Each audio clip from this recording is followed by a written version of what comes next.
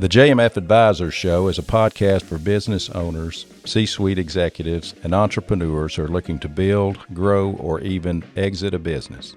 We bring in some of our best financial advisors to interview experts on business best practices, hot topics, and sprinkle in some tax and accounting help. If you're a business owner, startup founder, CFO, or just starting your side hustle, this podcast is for you. All right, welcome back to the JMF Advisors Show. We're going to have a little bit different show today. No real tax or financial topics directly, I guess. We've got a guest in from JMF Technologies, Josh Angel. Welcome, Josh. Thanks for having me. First time on the show. Glad to have you. Should be an interesting topic today. Josh, you run our JMF Technologies Managed Service Provider. MSP is what we call it. Give us a short synopsis of what MSP really is. So small businesses, they need some IT help, and we manage that for them instead of them having to have that help in-house. Okay, so complete outsource of IT services, that's right, support services, things of that nature. Okay, so great. Josh has been with us 9 years. It seems hard to believe that. So appreciate you coming in. This time of year, we have get a lot of IRS kind of scam warnings, notices, things like that around, tax identity theft, fraud. A lot of folks will, a lot of scammers will, if they get your social security number, will submit a tax form, which is not your on your behalf. Yeah, right? On your behalf, right. Which is not actually your form. It's more like, hey, I want to get your rebates for that form and get them sent directly to me. And then when you file your return legitimately, you're like, hey, we've already got a tax return for you, and we've already sent you your rebate. Mm-hmm. Which so there's a lot of things around that. I know you guys don't work specifically for individual people, but all of these businesses are have individual people in them. So that's right. I think we're going to take that kind of opportunity to talk about identity theft kind of more globally, and then what businesses can do to try to limit their exposure to such things like that.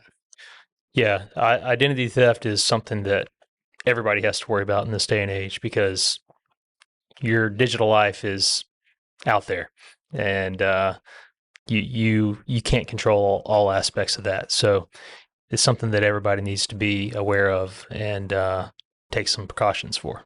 Gotcha. And I guess we all now carry around a computer. It just is smaller than a computer in our pockets for texting, call. Do people actually call on cell phones anymore, or is it just text? It happens from time to time, believe it or not. Yeah. All right. So that's certainly a point of vulnerability. What are some of the best practices individuals and companies can really employ to limit their exposure to theft, identity theft, or business theft, and things like that? Yeah, so not to be a comprehensive list of everything that you can do, there are some general things that I guess we want to cover today to make sure that people are just aware of and are doing something to not just leave yourself as vulnerable as doing nothing. So one thing that is the classic thing you want to protect is your social security number, right? Along with the things that go with that, your personally identifiable information, such as your date of birth, your address, your name. All these things go together to create information that is kind of a package for criminals to go after and then use that for their nefarious deeds to ultimately steal your identity in some sort of way and profit from that. So these are all things that you want to protect and not make public in as many ways as possible, whether that's social media or through email. The analogy that I've kind of been told and seems to fit for email communication is you don't really want to email anything that you wouldn't mind reading in the newspaper. People still reading the newspaper online. It's a historical reference. Right. So, you want to make sure that if you have to send information like that electronically, that you're doing it in a secure manner. Right. So obviously, we get a lot of that personally identifiable information vis-a-vis tax returns and W-2s and things of that nature with us. That's one of the reasons we ask people not to email. That's right. Don't email me the scanned version of your W-2, for example. We have those portal options for people to do upload information to us securely. That's right. So whether it's a secure portal or if you have a service like a secure email to be able to send that forces somebody to use a portal, those methods are the way you want to handle that information. Gotcha. So let's talk about best practices for businesses then to protect that personally identifiable information. So much like for yourself, a business has information that is confidential. The equivalent of a business social security number would be their EIN. You may also have a DUNS number, things that you want to protect because they relate to your financial status as a business. So don't just go and throw that in an email or hand it out to just anybody that asks. There's just like you want to protect your personal information, you want to protect your business's information in a like manner. Okay. I've heard a lot about multi-factor authentication. We certainly use it in our firm, and there's certainly multiple ways to implement that. Let's just talk through what some of those items might be. Sure. So when you have a login to, let's say, a website, typically the classic way is you have some sort of username and a password. That is the thing that was set up way back when, and in the future there may not be a password that you have to deal with, but right now in this day and age, that is still the classic way to log into something. So what they've done, it's been around for a long time. They've augmented that username and password with a third factor. So they refer to it as multi-factor. So there could be a third or fourth, there could be multiple, and there's many ways to accomplish that. So you typically think about something you have, something you are, and something you know. The something you are is your username, your email address a lot of times to log into a site. Something you know would be your password. And then something you have would be like an app that's running on your phone, or it could be a little fob. There's lots of options these days to provide that multi-factor, and sometimes you combine those things. And when you really get into more advanced multi-factor options, you can do things like it's based on the location of where you are at the time to verify, in addition to these other things that you may have or know. So some ways that multi-factor is not accomplished well or as securely would be for them to send an email confirmation. That's not necessarily the best way, because your email could be compromised, and all of a sudden they're getting to everything you need and they can answer all the questions, and it's not a great way of accomplishing it. So that you use your email as your username, and then they send the third verification to your email. If they're sitting on your email, they've got you already. That's right. Yeah. Okay. So another way that is not as secure would be to use an SMS text. So you go to log into a site and they say, okay, what's your cell phone number? Send you a text to your cell phone and you put it in. For a criminal with bad intents and a little bit of motivation, it's not a difficult thing for them to intercept or hack your phone in such a way that they can get that SMS text and be able to get into your stuff. Okay. So again, something is better than nothing, but these are some methods that I would say are not the best. Really, you want to use something that's like a time-based one-time password is kind of the next level up, or if you use a more advanced multi-factor authentication method. There's lots of services out there that do that. Just to name a few, there's Duo, Okta, um, and several other providers that provide more advanced services to protect your login information. Gotcha. And then you mentioned having a fob in addition to, so that'd be another way to explain that a little bit more. I know I've used them in other scenarios, but Right. So there's the again, some of the older ways of doing that, where you might have an app on your phone now that generates a code every 30 seconds. They used to have those in a fob form. Now they have a more advanced version of a fob, let's say, that's actually what they call a token. There's a type of device called a FIDO device, and these are very difficult to crack. And so this would be a device that you would actually plug into your computer at the time of login, and that verifies your identity by having access to that physical device. Gotcha. So, so that's just a generally good way to make it more difficult to crack the password sequencing and whatnot. Well, even if they crack your password, they're still not going to be able to get access to your account without that additional factor of authentication. Gotcha. And we've talked a lot about passwords already. So what's a good password? That is a good question, depending upon the philosophy at the time. But in general, the longer, the better. The more complex, the better. By complexity, I mean combinations of uppercase, lowercase, numbers, and special characters. Things you got to hold down the shift key to get those symbols to show up.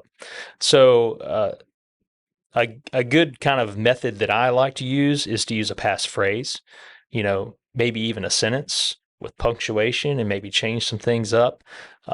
Again, the more complex, the better. But ultimately, the most complex passwords are going to be the ones that you're going to be very difficult to remember on your own. Gotcha. So the best thing that I recommend to do is to use a password manager. Okay. So there are lots of password managers out there. You could use what's built into Chrome. Apple has stuff built in with their Apple key pass. But there's also tools like there's a service called KeyPass, there's LastPass, there's Dashlane. These are just to name a few. There's lots of paid services out there that do it, and some are free. But doesn't matter which one you're using per se. I'm sure some are better than others. I haven't used them all, but the advantage of a password manager is that it can generate a password for you that's more complex. Randomly. That's right. That's more complex than what you're going to think up, and allow you to save that in a way that you can access it when you need it in a secure manner, in what they typically call a vault. Yeah. And you protect that vault with a master password of some sort. So this would be a good password that you've never used for anything else, that you're not going to use for anything else, and that is something that you can still remember to type it in when you need to access your vault of other passwords. Right. And so what I recommend doing is letting the password manager generate those passwords for each site, and all you have to know is your master password. Right.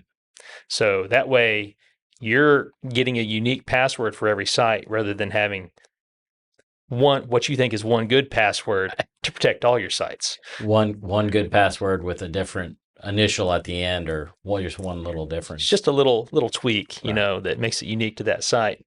And for you, it's unique. But for a computer, once they get that little hair of what is kind of the thread of your password, right, for a computer, it's not that big a deal to move on to other alternate options. Right. So if you have 10 digits that you use for everything, and then just change the last digit or the first digit or whatever, that computer, once it's figured out that it's going to work, I mean, it can go through every available random like that. That's right. And we got problems all over the place. Yeah, and for some reason, computers don't get tired either. So what you think is a difficult password for a computer is just a matter of time. Right. Okay. So there is some methodology to or philosophy on whether it's best to change a password very regularly versus never. I'm somewhere in between. If you have reason to believe that your password may have been compromised, I would say go ahead and change it. Right. But otherwise, changing it every 30 days may be a little excessive. Right. Changing it once a year may be okay, depending upon the scenario. Maybe somewhere in between. You just got to decide what's best for the particular scenario. I mean, I guess all of these safety and usability concerns are really a cost benefit analysis for, your business, your people. If you lock everybody out, to from their computers in your firm. Okay, you're probably not going to get as much work done. That's right. So you got to make those choices. Security is always a balance. You got to balance that usability with the security side. So if you make it so difficult for somebody to use something or get into something, then they're either not going to use it or they're going to find a way around your security protocols. So if you want people to utilize the security tools you've put in place, you got to make it somewhat usable. So when it comes to things like multi-factor authentication, you got to make it so that it's not a big hassle for somebody to get logged in every time. And there are tools like some of the more advanced multi-factor tools. You don't have to put in a code every time. It sends a push to your phone or to your watch if you got support for that. Right. Where you can say, yeah, that's me logging in. I approve. And it lets you in after putting in your password. Right. If you're using a password manager, it can help you with having that unique password for every site. And maybe even if you have a time-based one-time password, the code that changes every 30 seconds, it could even generate that code for you out of your password manager. Right. So I use obviously our multi-factor authentication, and in some instances it's the push where I just say, yes, that's me. And it knows, okay, I'm in Tuscaloosa, Alabama today. If that came up, the Ukraine, right? Okay. That would probably trigger to me that my password is compromised somewhere and somebody's trying to get in. But then we also, in other instances, have the every 30-second 6-digit numbers that change. I like that. I guess from a usability standpoint, you always have your phone on you at this point. Most people. Yeah, which is good and bad for all sorts of reasons, probably. But I mean, that is a way to, your watch is always on your wrist for the most part. So those increase security, but also still allow for good usability. I think that makes sense. Yeah. Again, there are varying levels of multi-factor, but even when you have these tools in place, you still got to be aware of what you're approving. When these things come across from Ukraine, are you paying attention to what it's asking you? Not only is it you that you're requesting it, but is it coming from the right location? Right. These are things that people get complacent in what they're doing, and just if it comes across, they're going to approve it. So part of the thing that you want to be aware of is making sure that you're paying attention to all these little clues that come throughout the day. Just for instance, one of the major issues that companies deal with these days is called business email compromise. So somebody has hacked one side of a conversation, and they get in the middle of that, and then they start manipulating the reactions of one side or the other for financial gain. Right. Send this to this account instead of that account. Right. And you got to be aware of, are you logging into the right account? Is that email coming from who you expected it's coming from? More so the actual email address than what that display name is. Right. Because that display name can be easily manipulated. Right. You can make a Gmail address say it's from the White House or Right. whatever. It doesn't matter. Yeah. It's something that's easy to manipulate. So sometimes you got to do a little extra click to say, show me that email address Yeah. and verify that So it is who it is. if I get an email from Amazon, PayPal, Venmo, any of those types, before I do anything else, I look to see, is it scrambled letters at notreallyamazon.com? Right. All of that stuff. Your order got, rejected, blah, blah, blah. Those seem to be the ones that, they're trying to get me to compromise. Oh, so give me your Amazon credentials. And Or you get a email from the boss saying, go buy me some gift cards and I need it quick. Yeah. There's always a sense of urgency typically on the business email compromise. On any kind of like phishing type emails where they're looking to either get your credentials or get you to make an action that's going to again benefit them in some financial way. Right. So we do annual security monitoring. What are some of those services that it makes sense from a security training perspective for businesses? Yeah. So once upon a time, you had your annual, maybe a lunch and learn or something. Everybody would come into the office and you'd say, okay, these are some things you need to be aware of. And what the industry has found is that the key to really making people aware that these are the things you need to do, these are the things you need to avoid, is continual training. So what we do is regular security awareness training for all of our employees, and it's something we recommend for our clients as well. Okay. And do we do I guess maybe, I don't know if it's called white hat spoofing. So we try to test people's knowledge after the training. Hey, we send you? Right. So it's a verification of the training that you go through to say that, hey, this subject matter we just covered, have you retained any of that knowledge? Right. It's more than just, going through the process and saying, yeah, I checked that box. It's actually saying, hey, are you learning this stuff as we're going through it? And if so, great, you can move on to this next subject. And right.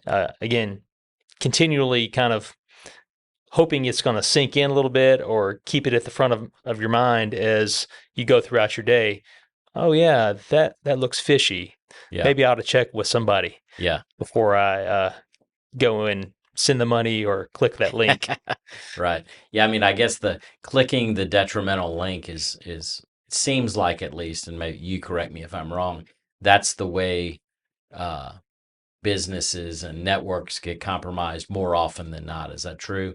That is true. The phishing emails are the bane of IT's existence. It is a very common occurrence. And so there are some things you can do besides just, not clicking the link. There are some tools you can put in place that kind of rewrite those links so that they go through kind of a sandbox first, so you don't necessarily immediately get compromised just from clicking the link. But that's just one tool that's out there to try to help protect you, using your spam filters more than just a basic email. Yep. Okay. Yeah, we hadn't touched on spam filters. I mean, that is a way to, if the goal is to just send hundreds and hundreds and thousands of emails to folks, if you catch them before they get to the end user, you're not gonna, you at least limit probably your ability to get in. Well, there's only so much you can do with technology. Ultimately, it's going to come down to the user. The stat I've heard is that spam filters are about 90% effective. If you're a baseball player and you're batting 900, that's great. Right. But the bad guy's only going to be right once. Yeah. And they just keep on throwing it and just hoping for something to stick. And if it gets through, that's where the human firewall comes into place. Right. And that's what each employee is. We're that human firewall of blocking that bad thing. And the way you make that firewall better is by training. Yeah. I never heard the human firewall. I like that. I like that analogy. Yeah. Learn something new on these podcasts. That's right. Try to share a little knowledge. There you go. Okay. What else do we need to talk about from a business? We started at identity theft, but I mean, it's really, any business's, the ability to be compromised. So that was initial was your Social Security and your tax return from a individual identity theft. But I mean, you have the same concerns on the business side. So what other things might we touch on? I hadn't heard human firewall, so I'll add that one to my vocabulary for sure. Is there anything else? We talked a little bit about the password manager and the importance of that. I think one thing that we kind of skipped over is that, again, a lot of people think they have a good password in their mind and they use maybe some variation of it for different sites. But really the idea behind that is using a password manager is to have a unique password for every site. Because as you were just talking about, businesses get compromised all the time. Right. And the ones you hear about, are they small businesses or big businesses? Yeah, they're big businesses normally. Yeah. And what do you think the size of their security budget is? Probably more than most of the small businesses in the world. That's right. That's right. So they're throwing a lot of money at trying to protect their systems, Right. and yet they still get compromised. So it's not a matter of money you're throwing at it. It's a matter of the training and utilizing those tools that you have to help prevent the compromise in the first place, or minimizing its effects. Right. I mean, I guess, there's that old saying, why do thieves rob banks? Because that's where the money is. I mean, That's right. I think why do hackers attack businesses? That's where the money is. That's right. So I mean, I think those things are still true today. It's always interesting, and it's really always evolving. So I'm sure as a security professional or an IT professional, the things that we did 5 years ago, the hackers already know those things, so we're doing something different. You kind of mentioned, right now we still use passwords in a lot of cases. You have face recognition on your phone, and at least for me, I'm sure we'll be getting there at some point. There was the thumbprint at one point, so Biometrics are definitely going to be more of a thing down the road for people to authenticate themselves. Yeah. So every time, it's a race, right? So as soon as the the white hat IT professionals get ahead, then they're racing behind on the other, and I'm sure there's a push pull there for sure. So interesting. The bad guys are always coming up with new ways to do their bad deeds. So we got to be continually vigilant. I mean, that's really the key. Is if somebody just like if there's a robber that wants to break into your home, you can have all the security alarms in the world, but if they want to get into your home, short of having full-time security guards, and even if you have that, because there are government facilities that have full-time security guards that still get broken into. Right. There's no way that a person with enough time and effort, sometimes money, sometimes no money for doing what they want to do, they can get into your stuff. Right. They can break a window or send an email that has somebody effectively unlock the door from the inside and let them in. That's why vigilance is really key. When it comes to your business, you may want to have something that's always watching your network and capturing those logs and correlating information from one source and another, so that it gives an indication that something may be wrong, so you can act on it. If nobody's watching the information or the treasury per se, Right. which is your business's data, then how are you going to know if somebody's doing anything malicious with it? Right. I've read a couple of stories about patch management and how opens a security hole when they're identified, and then this goes back to the who's watching what. How do IT firms really look at patch management and how how the bad guys use those things? Yeah, so when it comes to protecting your computers, or your phone, Yeah. there are updates coming out all the time. So kind of having something that's a set it, forget it in the IT world is a thing of times gone by. There has to be continual updates because there's always, again, the bad guys are always looking for a new way in. Right. And sometimes these vulnerabilities, as they call them, have been were created back when the software was initially made, and nobody's just found it until today. They call those 0 days because nobody's found them and they're utilizing them. Those are things that when they are found, you want to make sure you patch that hole as quick as you can. So it's important to not wait on getting patches implemented. I know there's always been the kind of stigma to patches breaking things, and while it does happen from time to time, I think you're at a more vulnerable by not patching rather than delaying your patching or not patching at all. Right.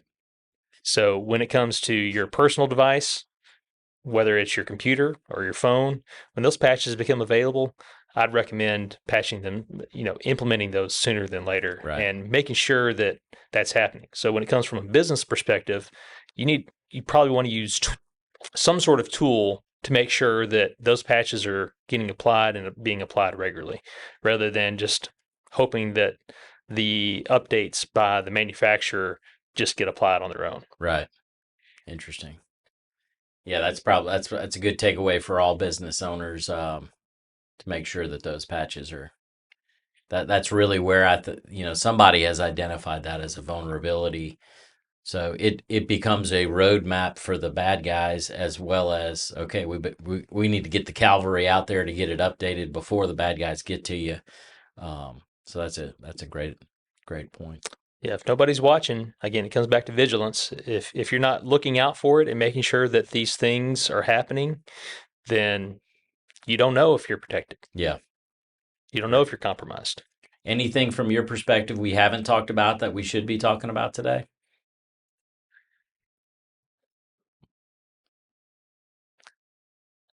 I feel like we've given a pretty broad stroke of things for people to be looking out for.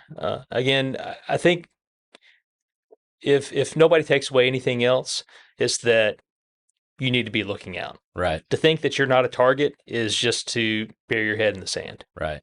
Everybody's a target these days, whether you get hit directly, somebody coming after you, or you just get hit from a spray and pray type of attack. Everybody has, unless you are truly off the grid, right? Which I don't know that anybody really exists in America today that's off the grid. Right. You have some vulnerability. You have information that is valuable to somebody. Yeah. Whether or not you think it's valuable, the bad guys can make use of it to profit from it and cause you to have a bad day. Yeah. Boy, I hope to never experience those bad days, but I certainly have some friends in other businesses that have experienced some of those bad days. And, it's, those are some horror stories to hear for sure. There are services out there that can help with those types of things.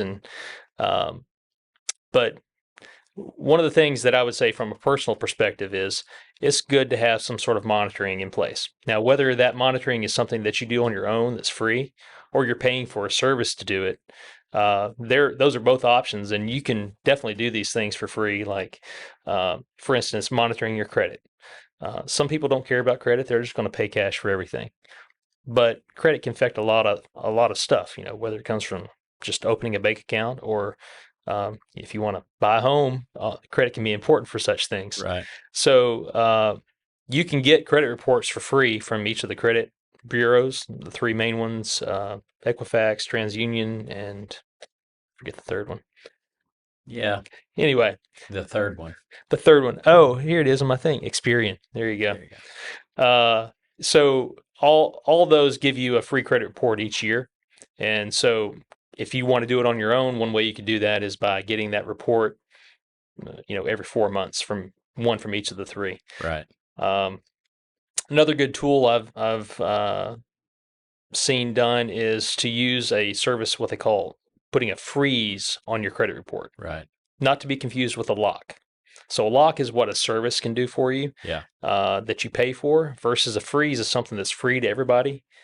And that way, if you freeze your credit, nobody can open a credit with any of those. You have to do it with each service, but nobody can do a credit inquiry against your account while your account is frozen. Right. That also limits your junk mail. That is another All the credit perk of card, that. all the credit card offers that you get sent into the mail. I don't need another credit card. Yeah. Thank you. These credit bureaus profit from selling your information. Right. So this kind of limits that a little bit, and it's just another tool in the toolbox per se of helping Right. protect your identity. Awesome. Well, Josh, thanks for being here today. We certainly appreciate all your insights. JMF Technologies is a growing business for us. Certainly appreciate your leadership in that area. JMF Technologies does help other businesses, small businesses, in a lot of the things that we talked about today, including just full outsourcing of IT groups and support in that nature. So, if you have any questions or follow-up comments, certainly you can direct them to Josh or the team at JMF Technologies. We're up to, I think, 12 folks currently. That's a ever-changing number. Like everyone else, we got people coming and going Yeah. in this environment. So, but that team has really been growing over the course of the last couple of years. Certainly appreciate your help in that, and appreciate you sharing your time with us today. Thanks for having me, Bobby. Yeah. All right. So, thanks again for joining us for another JMF Advisors show, and thanks again for maybe a little bit different topic, talking of technology, security, and all those things are important. They're really trying to get into your financial life, so it does make a difference. It's not exactly a tax topic or a financial accounting topic, but they're trying to get to the same place, which is your money. So appreciate you being here, and if anybody has any additional topics they'd like to hear from us for this podcast, we're certainly interested in doing so. And we appreciate you joining us today, and we look forward to chatting with you soon. Thank you. If you would like us to help your business or would like to suggest additional podcast topics, simply send an email to info@jmf.com. And don't forget to subscribe to our podcast on YouTube and your favorite audio podcast apps.